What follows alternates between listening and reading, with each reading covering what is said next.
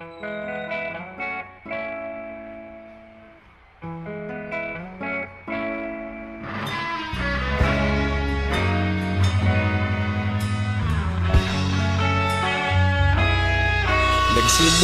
ang lahat sa eskwela, nagsama-samang 12, sa kalokohan at sa tuksuhan, hindi maawat sa isa't isa. Madalas ang standby sa cafeteria, isang barkada na kay saya. Laging may hawak-hawak na gitara, konting udyok lamang kakanta na. Kay simple lamang ng buhay nun, walang mabibigat na suliranin.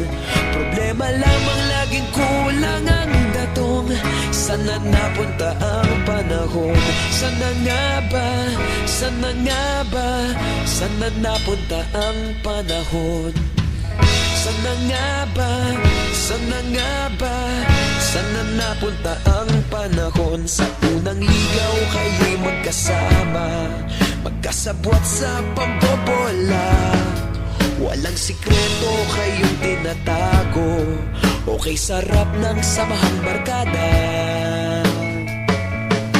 Nagkawatakan na sa kolehiyo, kanya-kanya na ang lakaran. Kahit minsanan na lang kung magkita, pagkakaibigay hindi nawala. At kung saan na napadpad ang ilan, sa dating eskwela meron din naiwan.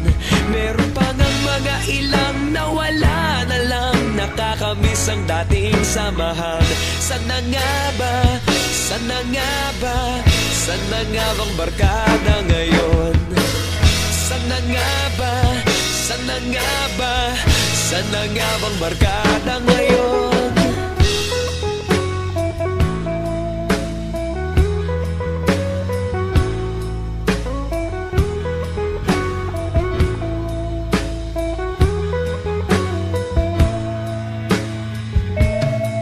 Ilang taon din ang nakalipas, wala pa sa aming tatay na nagsusumikap upang yumaman at guminhawang kinabukasan. Paminsan-minsan kami nagkikita, mga naiwan at natira. At gaya nung araw namin sa eskwela, pag magkasama'y nagwawala. Napakahirap malimutan ang saya ng aming samahan. Kahit lumipas ng ilang taon, magkabarkada pa rin ngayon. Magkaibigan, magkaibigan, magkaibigan pa rin.